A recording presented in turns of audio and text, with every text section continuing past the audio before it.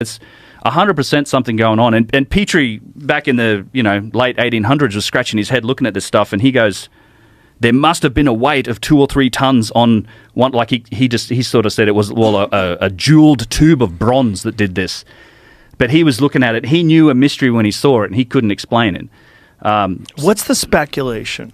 Like, what's the wildest speculation as to how these things were made? Well, I'm pretty convinced that there was. There's obviously saws and tube drills that are powered by something. Now, I think it may not just be pure friction. There might be ultrasonics involved. One of the whole interesting things I like about this space is it's like, and this has to do with even like the energy stuff that Randall was talking about that he's coming to talk about as well. There are realms of science that sit outside of our understanding. We'll know more tomorrow, in 10 years, in 1,000 years about science. So I think when we look at some of these things in the past, we should be open-minded enough to consider the possibility that some of the answers may sit outside of our current perspective, because our tendency is to look at it all and try and how would we do it? Right. How would does our anybody technology solve have this? wild speculation that you've entertained? Yeah, I think there's So one of the topics that often gets mentioned here is like ultrasonic drilling. So having it resonate at a frequency that matches the native frequency of the rock and sort of separating the rock more easily. And that's a technology that we're developing. Like, we do some ultrasonic drilling like this today with jewelry and stuff, and you literally vibrate. You find the correct vibration. You can put like a little star-shaped bit through a stone. They do it in like small work. I've seen lots of examples. And if you turn off the machine, it's like Excalibur stuck in the stone. You can't get that thing out. Like, you need that vibration to go through it. Plasma, you can even go as far as, well, they were softening the stone somehow with some molecular technology. Speculation like that. I would also say that some of these examples of technology and machining extend way up to these massive objects. Like, you have 1,000-ton single-piece objects that also exhibit some of these signs of precision engineering. So you might be talking about some truly giant machines that made them. Giant columns and statues and things like that. And what do conventional archaeologists say when they're confronted by all of this data, the pottery, the vases, this stuff that you're looking at here?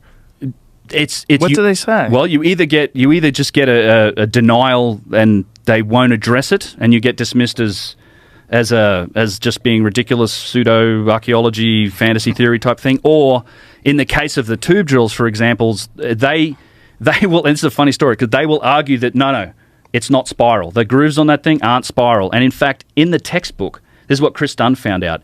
In the textbook where they do try to address the engineering with that tube drill, they took the photo of the tube drill and they just tilted it, just a little bit. So when you look at it on the page, the lines look horizontal. It's literally in the textbook. They fucked with it in the textbook? Yeah. Why would they do that? They altered the photo because if you admit that tube has a spiral groove on it, now you're admitting that they're cutting into that granite at a ridiculous rate, and you can't do any of that stuff with any of the primitive tools. It has this flow-on effect that just knocks over this house of cards that says all this stuff was built with primitive technology, and our whole concept of the ancient Egyptians is off. Now, I don't think I think the dynastic Egyptians, they used primitive tools. I think they just inherited a lot of stuff that's potentially a lot older. And the proof's in the puddings with these vases, for example. That stuff, those things disappear from dynastic Egypt after the third, fourth dynasty. They don't make them anymore. They make alabaster vases. Is that a tool? What is that? That's a fantastic example of what I would call an out-of-place artifact. It's a hollow tube of lapis lazuli, which, by the way, there's no quarries for lapis in Egypt. The closest one's probably in Afghanistan. Came from Gebel Tariq, found in a pre-dynastic site. It's hollowed. It's perfectly made. This is a very difficult thing to achieve, even with modern machinery.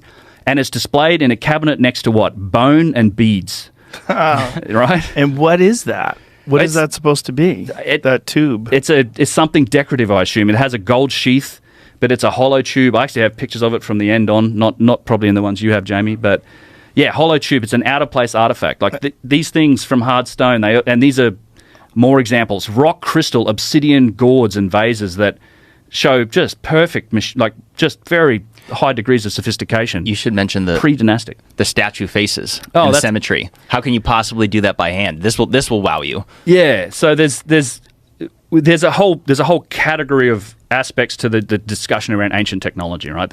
And I have to be kind of careful about what you say, oh, it is or it isn't, because in reality, we really haven't analysed that many artifacts. This vase work that we've done, first one we've actually taken a look at, that core, that's the first one and the only one that's really been analysed. So I characterise something that's beyond the capabilities of these primitive ancient civilizations as being, okay, machining marks, tool marks, like these giant circular saws, tube drills, precision, and there's elements to precision, and one of those is symmetry. And there's been some interesting studies done on the faces of giant statues. One in particular is the face of Ramses. There's a statue at Luxor. They've since put the head back up. It's up now 30 feet in the air on top of the statue, but it used to be on the ground. And again, Chris Dunn was real seminal in this. He went and took a photo, like bang on, like very front on, and then what he did was you take a copy of that photo, you make it 50% transparent, make the original 50% transparent, you take one and you flip it like on that horizontal axis, then you overlay them, right? So you would see like the left to right, it's like overlaying the left side on the right side, and it's perfect.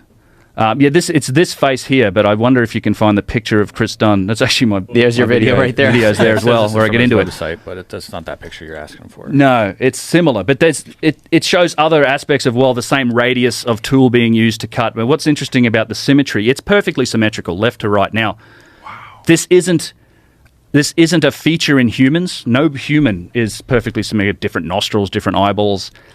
It's also not something that is done in artwork. So, people often say, well, Michelangelo, he carved David. It's a beautiful statue. I've seen it. It's incredible. But it's human. It's not symmetrical. Symmetrical is, you can't achieve that degree of symmetry just by eyeballing it and doing it by hand. And it's also something that's not really human. I think some of these statues almost look a bit inhuman because of that symmetry when they're up there and they're staring at you, because it's mind-blowing to actually go and look at them. But it's the other aspect is the most efficient way to create that would be to say, well, if you were going to design it in a computer, it's like, well, I'm going to create half this face in a program and map it out, and then I'm just going to reverse it and say, well, that's the other half. It's literally the most efficient way to do it, and that's kind of what we're seeing in some of these statues. Go back to that image, please. It's virtual perfection. And what's the explanation for this that modern archaeologists use? They did it by hand, right? They do it by hand. That's literally what they say. You just don't... They're not engineers and construction experts at the end of the day. That's the problem. So it's very difficult to engage them on those specific details.